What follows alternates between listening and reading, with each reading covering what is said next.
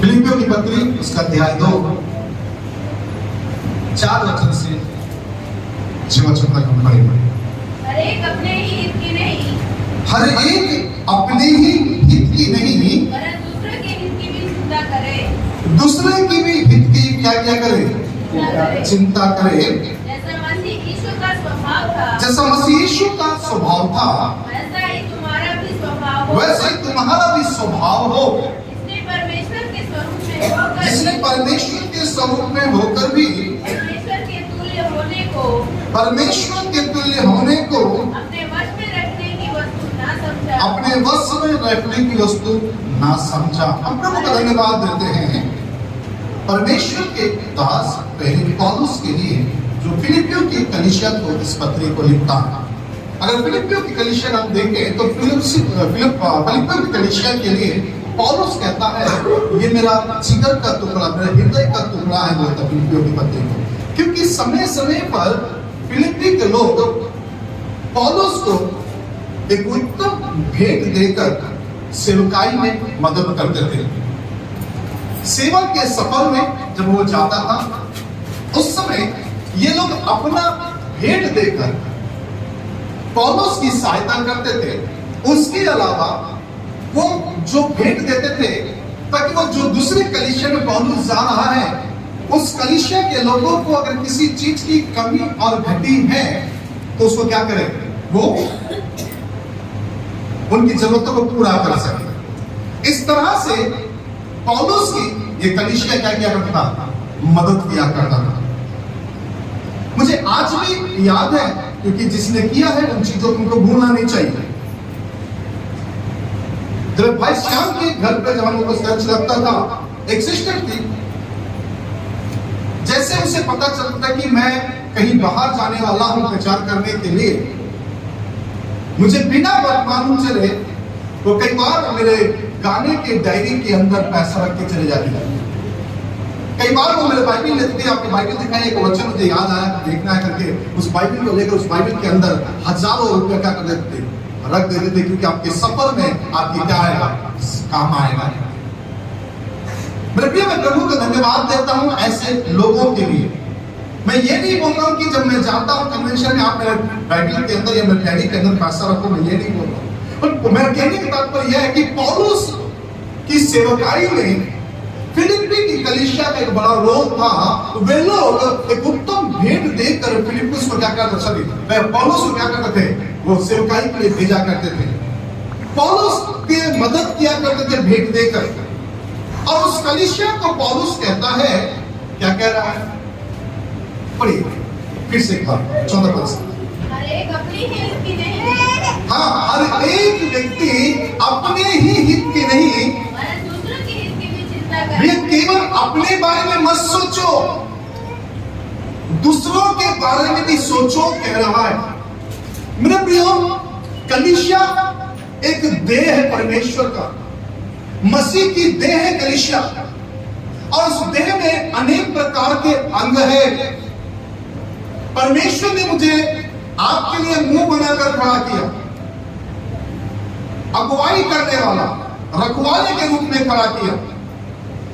और उसी तरह से परमेश्वर ने कुछ लोगों को खड़ा किया आराधना करने के लिए, कुछ लोगों को खड़ा किया इस चर्च की देखरेख करने के लिए, कुछ लोगों को खड़ा किया कि समय समय पर प्रभु के राज्य के लिए क्या करे, दौड़ कर काम करे।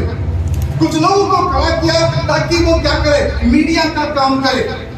परमेश्वर ने डिफरेंट लोगों को क्या किया है, परमेश्वर के अपने भवन में काम दिया है। हम देखते हैं यहाँ पर कहता है केवल अपने हित की नहीं परंतु दूसरे की भी हित की क्या क्या करो, चिंता किया करो। क्योंकि उसके बाद कहता है जैसे मसीह यीशु का स्वभाव था वैसे तुम्हारा भी क्या हो जाए, स्वभाव हो जाए। Praise the Lord, hallelujah hallelujah. क्या कह रहा है 6 पद में, जिसने परमेश्वर के स्वरूप में होकर भी अब परमेश्वर के तुल्य होने को अपने वश में रखने की वस्तु ना समझा। 7 पद कहता है और अपने आप को ऐसा शून्य कर दिया, दास का स्वरूप धारण किया और मनुष्यों की समानता में हो गया और मनुष्य के रूप में प्रकट होकर अपने आप को दीन किया और यहाँ तक आज्ञाकारी रहा कि मृत्यु का आक्रोश मृत्यु को भी क्या कर लिया है, सह लिया। हम प्रभु को धन्यवाद देते हैं। सुनिए, समझिए मैं क्या कह रहा हूं। मैंने कहा कलीसिया मसीह का देह है, कलीसिया एक परिवार है, कलीसिया मसीह का घराना है और इसमें अनेक लोग हैं। तो बाइबल यहां क्या कहता है, फिलिपियों की पत्री में परमेश्वर के दास प्रेरित पौलुस फिलिपियों को लिख के कह रहा है, भैया तुम अपनी बारे में चिंता मत करना, तुम एक दूसरे की क्या क्या करो, चिंता किया करो, अपने हित के बारे में मत सोचना। अगर उसका पहला पदों से पढ़ेंगे तो उनका अच्छा और सुनने को और समझने को मिलेगा। फिलिपियों की पत्री का बैकग्राउंड दे रहा हूं, अच्छा में नहीं गया हूं, भूमिका दे रहा हूं, पढ़े आगे पहला पद से।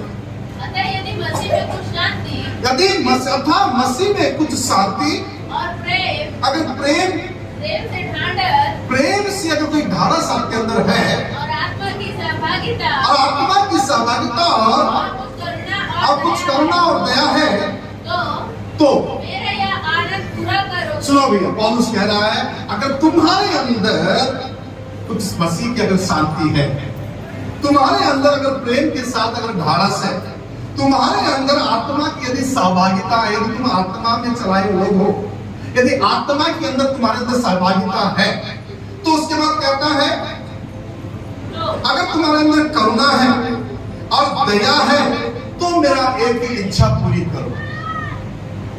पौलुस कह रहा है मेरा एक आनंद पूरा कर, मेरे मन में उमंग है उसे पूरा कर।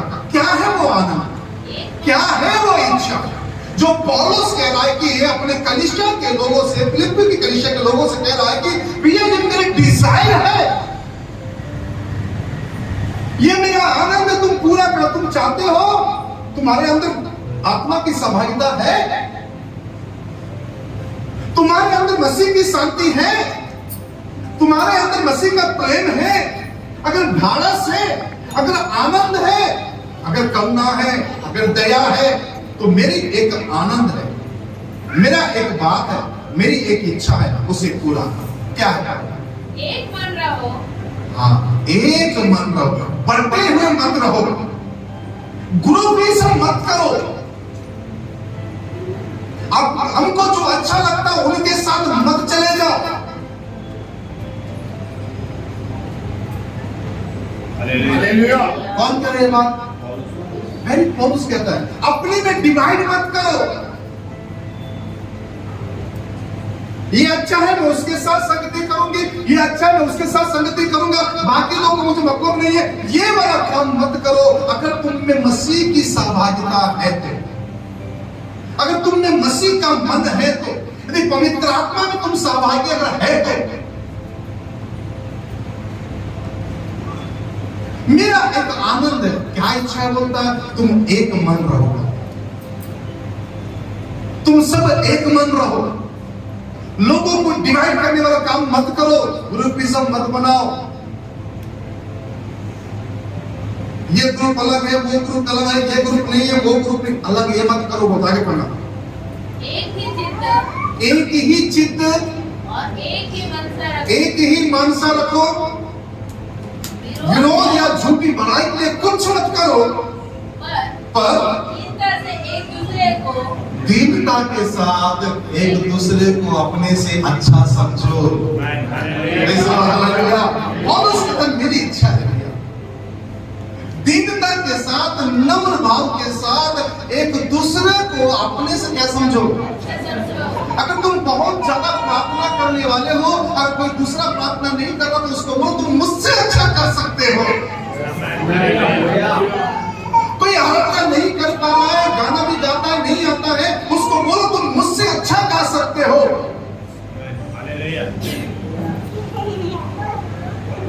यहां हम क्या देखते हैं? पौलुस फिलिपियों की पत्री में कलीसिया के लोगों से कह रहा है भैया अपने हित की चिंता करना छोड़ दो। अगर तुम मसीह हो, अगर तुम्हारे अंदर मसीह का मन है, अपने बारे में मत सोचो।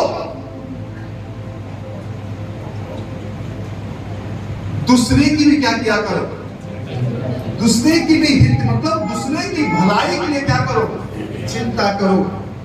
B kind to one another, एक दूसरे के प्रति क्या रहो, hello praise the Lord, hallelujah. एक दूसरे की हित की क्या करो, चिंता करो। कोई बढ़ नहीं पा रहा है उसे बढ़ाने की कोशिश करो, कोई उठ नहीं पा रहा उसे उठाने की कोशिश करो, कोई दे नहीं पा रहा है उसे उभारो। अपने बारे में मत सोचना।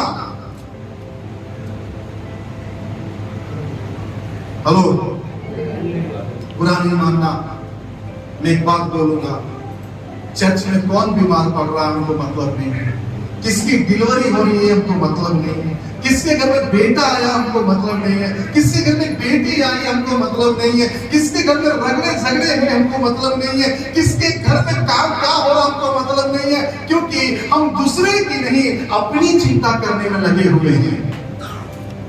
पौलुस कहता है एक दूसरे की चिंता किया करो, एक दूसरे की हित के बारे में सोचा करो। मैं कैसे उस बहन को बढ़ा पाऊंगी, कैसे इस भाई को मैं आगे बढ़ाऊं, उसकी चिंता करो। Hello praise the Lord, hallelujah, hallelujah. और कब रात होते हैं, अगर एक जन आता नहीं है हमको उससे कोई मतलब नहीं है, वो आया तो ठीक है, नहीं आया तो भी ठीक है, हमको क्या मतलब है। लेकिन बाइबल कहता है एक दूसरे की हित की चिंता करो। क्या लिखा पढ़िए फिर से 14 पद।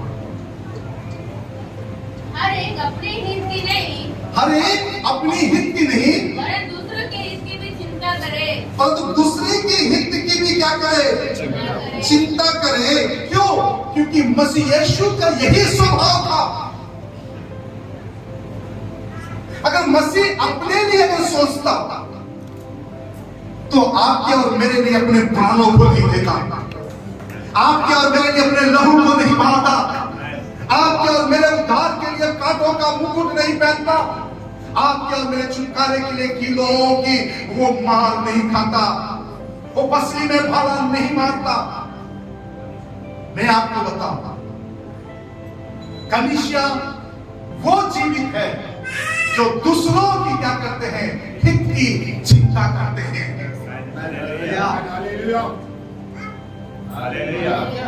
कलीसिया में वो लोग जिंदा मसीह है जो दूसरों के बारे में विचारते हैं। बाइबल बड़े स्पष्ट रूप से कहता है अपने हित की चिंता मत कर। बुरा नहीं मानना, जानवर भी अपने पेट की चिंता करता है।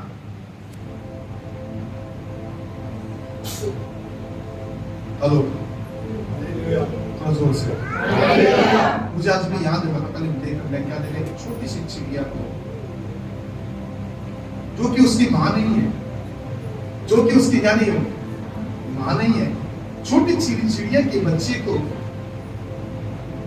एक बत्तख आकर अपने मुंह में दाना रखकर क्या कर रहा था, खिला रहा।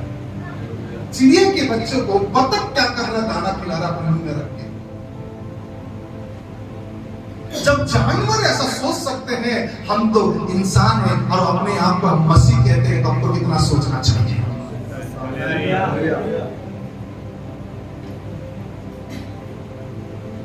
नूह को परमेश्वर ने जहाज इसलिए नहीं बनाने के लिए बोला कि तू और तेरा परिवार केवल बच जाए। परमेश्वर ने नूह को जहाज इसलिए बनाने को बोला ताकि सारे जहां के लोग बच जाएं, क्योंकि उसको उसकी चिंता थी।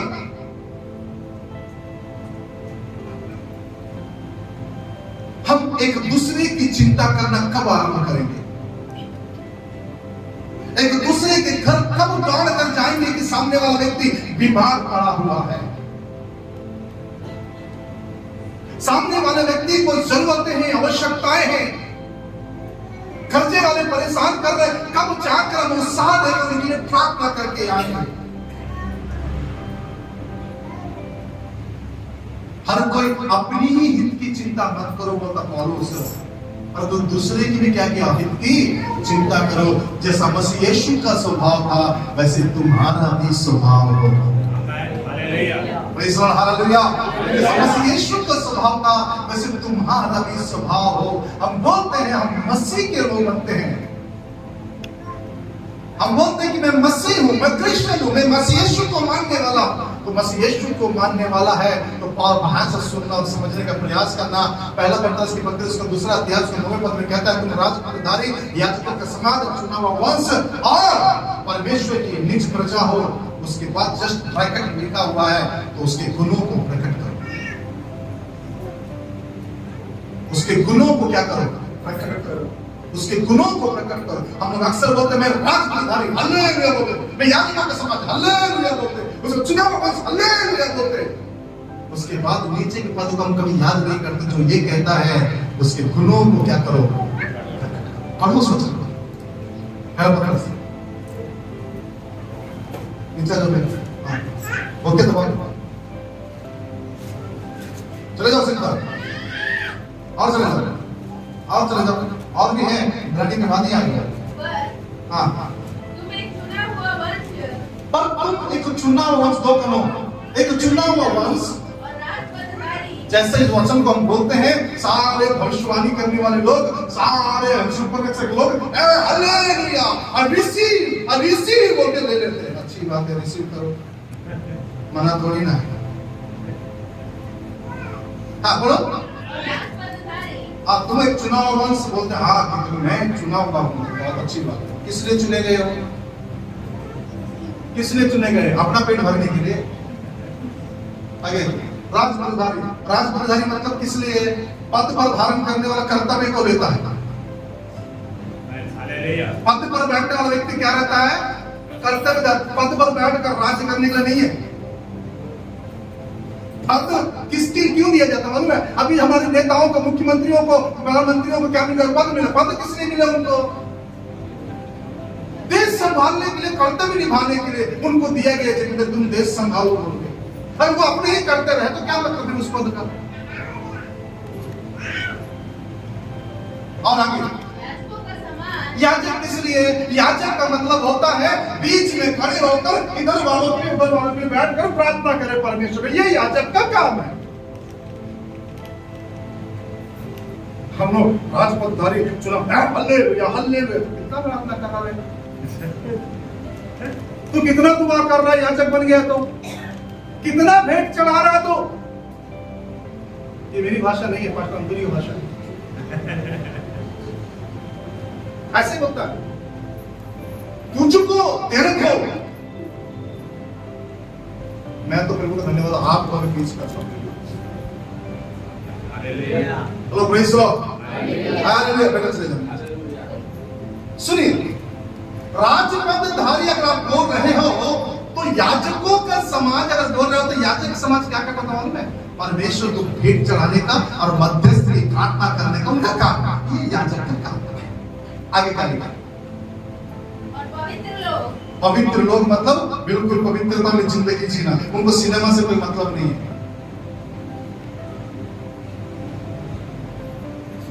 रंगमलियों से कोई मतलब नहीं है उनको।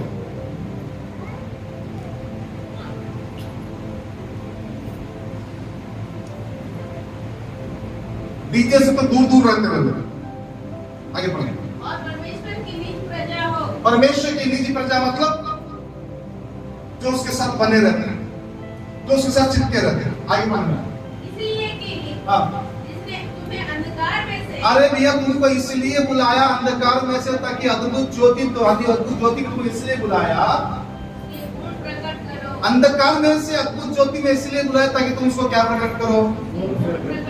क्या प्रकट करो? थोड़ा जोर से क्या प्रकट करो? क्या प्रकट करो? हम लोग ये आते हैं हालेलुया बोलते, ये आते हैं हालेलुया बोलते, ये भी आता हालेलुया बोलते, ये भी आता हालेलुया बोलते, ये भी आता हालेलुया, सब जगह हालेलुया बोल के ले लेते हैं।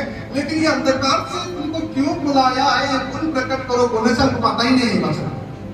उसके नीचे का भाग हम पढ़ते ही नहीं कभी। उसके नीचे का भाग हम जाते हैं, तुम चुना को वंश हालेलुया, तुम राजपदधारी हालेलुया, तुम याजक हालेलुया।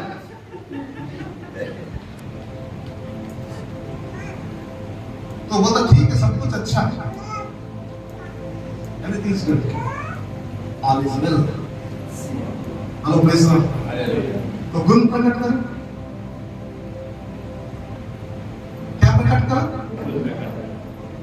బాబు అంధకారంలో ఉంది అని యొక్క వెలుగులోకి ఎందుకు పిలిచారంటే తన యొక్క स्वभाव में ఏంటో అది ఎలా उसका स्वभाव को क्या करने के लिए बुलाया वो प्रकट करने के लिए बुलाया अंधकार में तुम्हें अंधकार में से अपनी अद्भुत ज्योति में बुलाया कि उसके गुण को क्या करे प्रकट करो वरन अपने नहीं दूसरे के हित की क्या करो चिंता करो दूसरे के बारे में विचार करो चल छुट्टा नहीं हम भाग जाते कोई बिना गाड़ी वाले भी आए कभी हमने सोचा कि जाकर कम से कम वहां तक उनको पहुंचा के आ जाए उम्दा वाले आते हैं तो हमने कभी सोचा हम अपने ही चिंता कर रहे हैं दूसरे की चिंता नहीं है हमको अपने ही पेट का देखना खत्म होते पेट भरने के साथ भाग जाते हैं कभी आपने सोचा इतने दूर से आते कम से कम उम्दा वाले को बैठा के आज खाना खिला देंगे हम लोग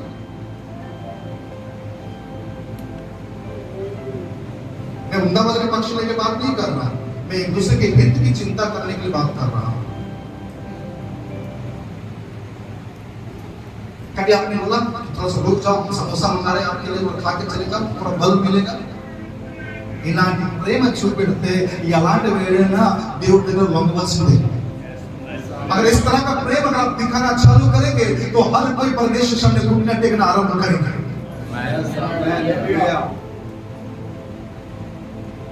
ఇవాళ భోజనం ఇవాళ వంటకం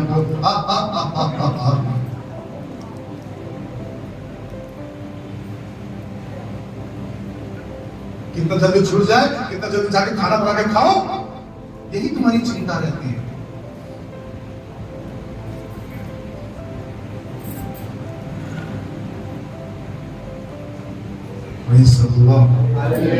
हालेलुया एक दूसरे की क्या करो एक दूसरे की क्या करो एक दूसरे की हित की అసలు ఇక తెలుగులో ఏమన్నా చదవమంటారు ఒకసారి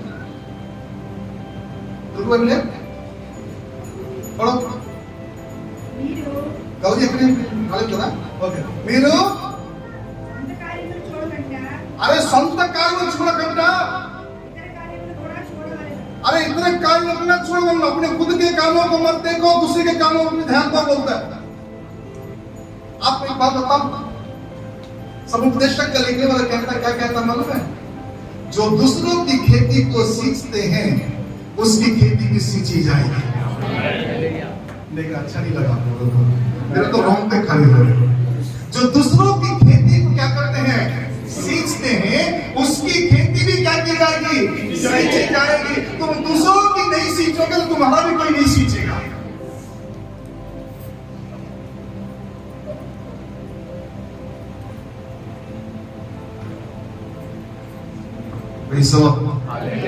हालेलुया अपनी चिंता मत करो दूसरे की हित की क्या करो सुनिए जो अपनी चिंता करता है उसके साथ क्या होगा जो दूसरे की चिंता करता है उसके साथ क्या होगा बताओ बता दो मैं बतख वाली बात चलिए सुन लीजिए प्रेज़ द लॉर्ड हालेलुया और जोर से हालेलुया थोड़ा अच्छे से हालेलुया कौन से स्वर से हालेलुया एक समय आएगा मैंने क्या कहा जो दूसरे के हित की चिंता करते हैं उनके साथ क्या होगा जो दूसरों के हित की चिंता नहीं करते उनका क्या होगा मैं आपको बताऊं ठीक है पहली बात आप सुन लेंगे जो दूसरों के हित की चिंता करते हैं जो दूसरों के हित की चिंता करते हैं एक दिन आएगा उनसे परमेश्वर पूछेगा धन्य है मेरे विश्वास लोग ईमानदार दास मेरी दाहिनी आकर बैठा तो क्यों क्योंकि जब मैं नंगा था तूने मुझे कपड़े पहनाए जब मैं बीमार था हॉस्पिटल में तू मुझे मिलने आया जब मैं बंदी गृह में था तूने मेरी सुधी ली जब मैं परदेसी था अब आप बेट किसका लग रहा बाहर लेके जाओ सुनो जब मैं बोले ना जब मैं बीमार था तू मुझे क्या दिया? देखने के आया जब मैं परदेसी था, तू मुझे अपने घर पर ठहराया। तो वो कहता है, हे प्रभु, हमने तेरे साथ ये सब कब किया? हमने तेरे साथ कब किया ये सब? तो प्रभु कहेगा, बोलते जो इन छोटे से छोटे लोगों के साथ किया है, उसने मेरे साथ किया है।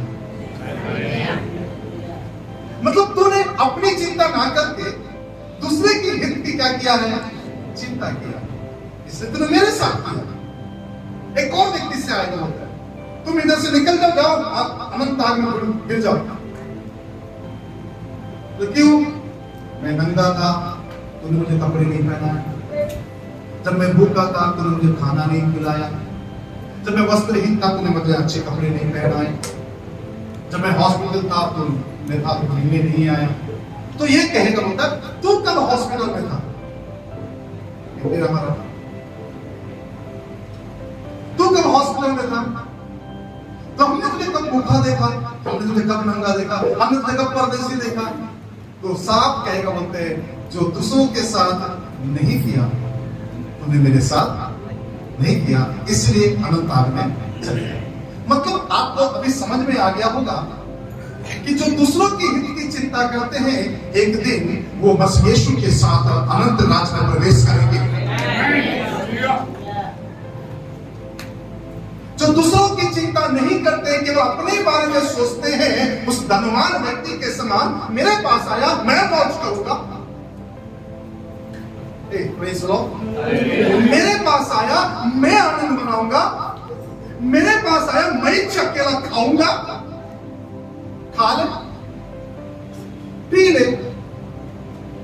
एक दिन आएगा, उसके बाद आप बोलोगे, ए इब्राहिम, मेरे पिता, मेरे पड़ोसी लाजर को भेज दे, गला सूख रहा है। तो वो बोलेगा, तूने अच्छा जो जो खाना था खा लिया पृथ्वी के ऊपर, अब इसकी बारी है, इसको खा ले, तू पड़ा रहा। समझ में आया आपको? जो दूसरों की हित की चिंता करते हैं, वो मसीह यीशु के समान स्वभाव धारण किए हुए लोग हैं। जो केवल अपनी चिंता करते हैं, उस नरक में पड़े हुए धनवान के समान है। बाइबल बड़े स्पष्ट रीति से कहता है, केवल अपने हित की चिंता मत कर लिया, दूसरे के बारे में भी थोड़ा सोच लिया करो।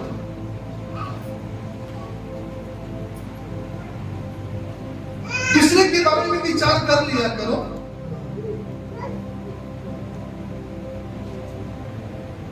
थोड़ा हाथ बटा दो, कुछ घटी नहीं होगा, बल्कि बढ़ोतरी होगा। हेलो प्रेज़ द लॉर्ड, जोर से। नीति वचन का लिखने वाला कहता है, जितने लोग बटोरते हैं उनके पास कुछ भी नहीं बच जाता है, लेकिन जो बिखराते हैं उनके पास और भी हो जाता है, बोलता है। Praise the Lord, hallelujah. पौलुस कहता है, केवल अपने परिवार के बारे में, अपने बारे में मत सोचना। अगर आप सच्चे मसीह अगर होना चाहते हो, अगर आप ईमानदारी से प्रभु के साथ चलना चाहते हैं, तो मसीह यीशु के स्वभाव को धारण करना, जो केवल अपने बारे में नहीं परंतु औरों की चिंता करके क्रूस पर चढ़ गया है।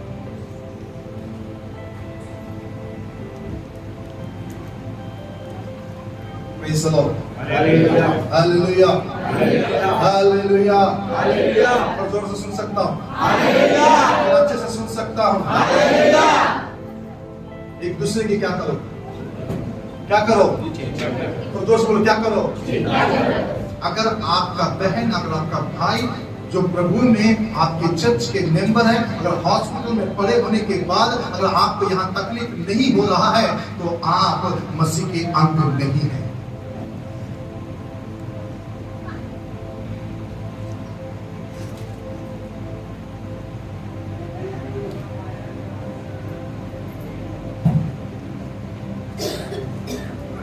मन में कुछ दिन से चल रहा है, भाई श्याम के लिए, भाई राजा के लिए, भाई निरंजन के लिए, क्या वो तो नहीं आना?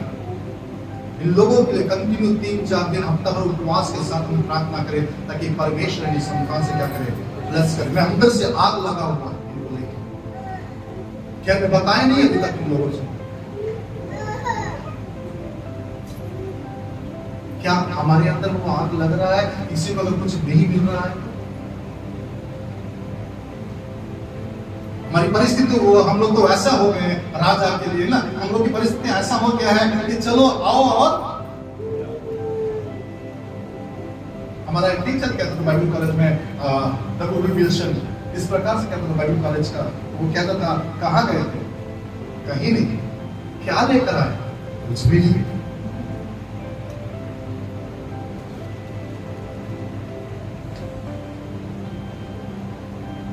जिस दिन आप दूसरों के बारे में विचार करना, चिंता करना आरंभ करेंगे, उस दिन परमेश्वर आपके बारे में आरंभ कर देगा चिंता करना। मैं लिख कर दूंगा, जिस दिन आप कलीसिया के लोगों के विषय में, परमेश्वर के दास के विषय में या कलीसिया के परिवारों के विषय में जिस दिन आप चिंता करना आरंभ कर देंगे, उनके लिए परमेश्वर से प्रार्थना करना आरंभ कर देंगे, उनके मिलना चालू कर देंगे, उनकी जरूरतें को पूरा करना चालू कर देंगे। आपके पास नहीं है, मुझे पता है। बाइबल ये नहीं बोलता है तेरे पास 10 कुर्ती है तो एक देना करके, बाइबल नहीं बोलता है। बाइबल ये बोलता है तेरे पास अगर 2 है तो एक दे देना बोलता है, मतलब बराबर में रखना उसको बोलता है। मैंने अपने मलयाली भाइयों में देखा, केरल के भाइयों में मैंने देखा, अपने भाइयों को अपने समान बनाकर रखते हैं। मैंने एक चीज उनसे सीखा, देखा, कोई चीज क्या मालूम है? अगर कोई डॉक्टरेट पढ़ा हुआ व्यक्ति, बाहर का व्यक्ति अगर है, अगर वही पर केरल का व्यक्ति केवल बीटीएस पढ़ा हुआ है, सीटीएस पढ़ा हुआ है, तो वो डॉक्टरेट पढ़ने वाला व्यक्ति भी सीटीएस के नीचे काम करने वाले व्यक्ति के नीचे रहेगा। सीटीएस पढ़ने वाला, जीटीएस पढ़ने वाला व्यक्ति के नीचे काम करेगा।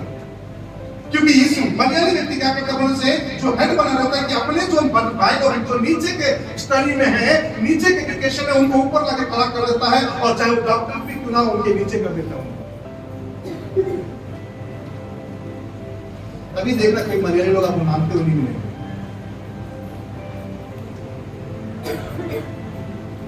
बल्कि वो देते हुए दिखेगा।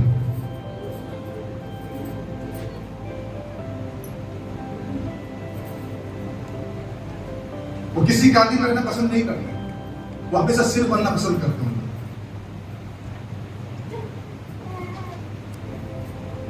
हेलो, जिस दिन आप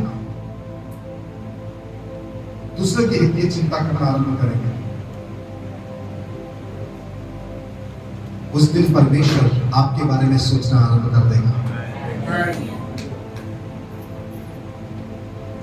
आने वाले संडे में बताऊंगा कि हमको किसकी चिंता करना है, बाइबल किन की चिंता करने के लिए कह रहा है, कैसे लोगों की चिंता करने के लिए कह रहा है।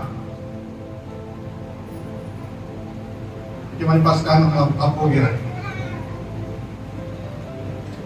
मेरे प्रिय और उस कहता है, अगर जरा से भी तुम्हारे अंदर मसीह की शांति है, पवित्र आत्मा के अंदर सहभागिता है, यदि तुम में कुछ भी करुणा और दया है, तो मेरा यह आनंद पूरा करो, एक मन और एक चित्त रहो,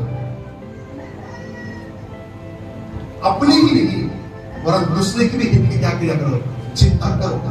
जैसा मसीह यीशु का स्वभाव था, वैसे तुम्हारा भी स्वभाव हो। क्योंकि जिसने परमेश्वर होने पर भी अपने को पर अपने अंदर रखने की वस्तु ना समझा, अपने को शुद्ध किया, हाँ यहां तक शून्य कर दिया कि क्रूस की मृत्यु, हाँ क्रूस की मृत्यु उसने सह किया। एक दूसरे की क्या करो, एक दूसरे की क्या करो, एक दूसरे की क्या करो, एक दूसरे की क्या करो, एक दूसरे की क्या करो, एक दूसरे को चिंता में मत लेटाओ, उसकी चिंता करो। प्रेज़ द लॉर्ड, हालेलुया, जोर से हालेलुया। मैं बाकी और लोगों से प्रश्न नहीं करूंगा, मैं 8 नंबर और से प्रश्न करूंगा, कितने लोग जो आपके संदेह के परिवार से जीतते हैं। कितने लोग जाके अंजलि के परिवार से मिलकर आए? हम तो बीजी हैं, जिनको तो भाग करने में लगा, हम लोग जा नहीं पा रहे। चर्च के लोगों से प्रश्न है, कितने लोग जाके उस बच्चे को देखकर आए?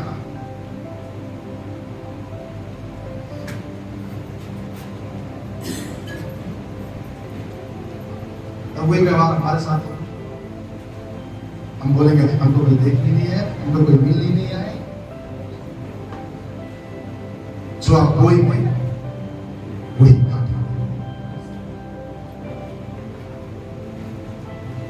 Praise the Lord, hallelujah. एक दूसरे की क्या करो? और से एक दूसरे की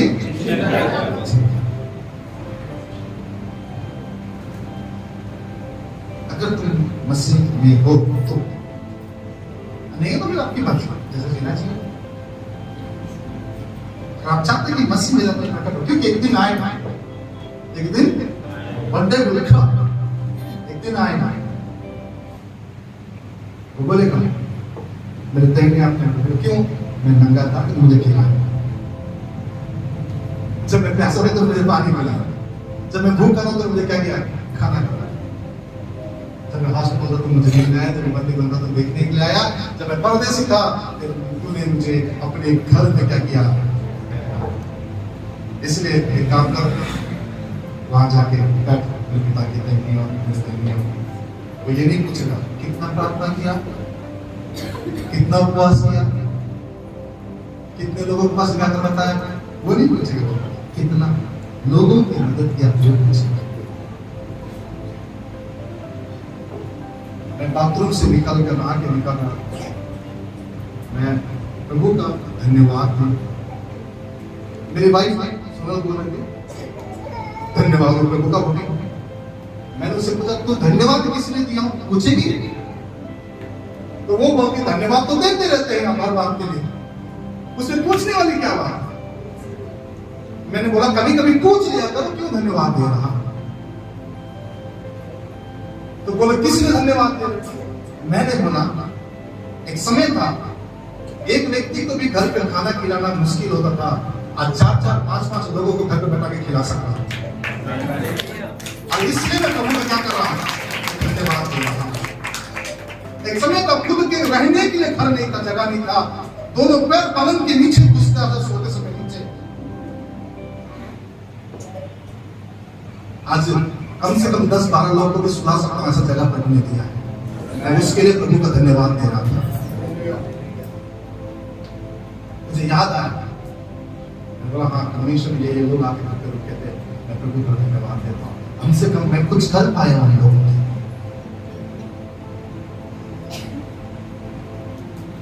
आप बिलीव नहीं करो क्योंकि आपके जब छोटा करता कोई आया था ना, उस समय भी आते हैं उसी एक पलंग के ऊपर घर वालों को सब कुछ ला देता हूँ। घर वाले कोई पलंग घर वाले सब, कई दोस्त लोग ऐसे हैं जो मेरे साथ जमीन पे सोए उसी घर के अंदर।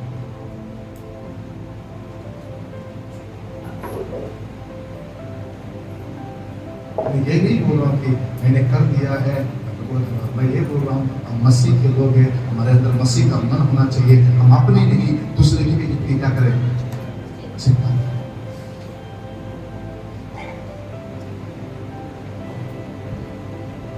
और बात मैं समाप्त करूंगा, आसपास ज्यादा टाइम दिया इसलिए 9 बजे बराबर आ जाएगा।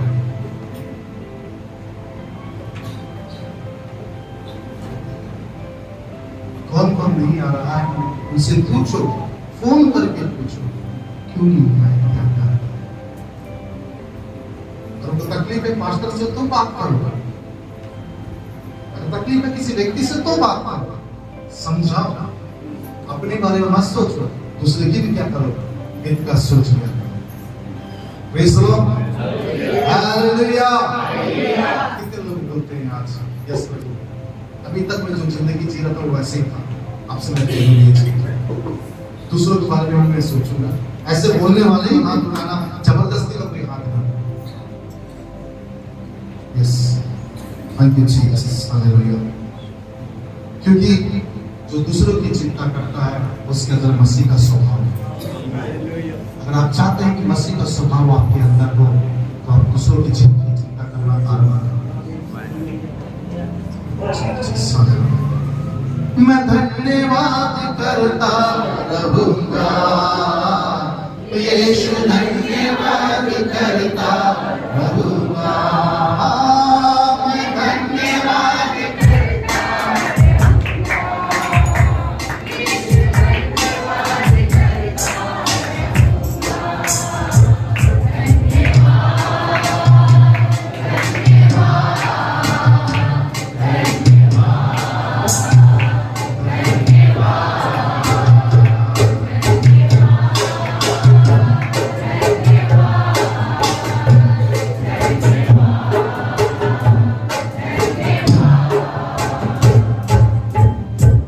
तेरे खुदावन बाबा समाज धन्यवाद के साथ चलते जो वचन होया हुआ लोगों के जीवन में 100,000 काम करें।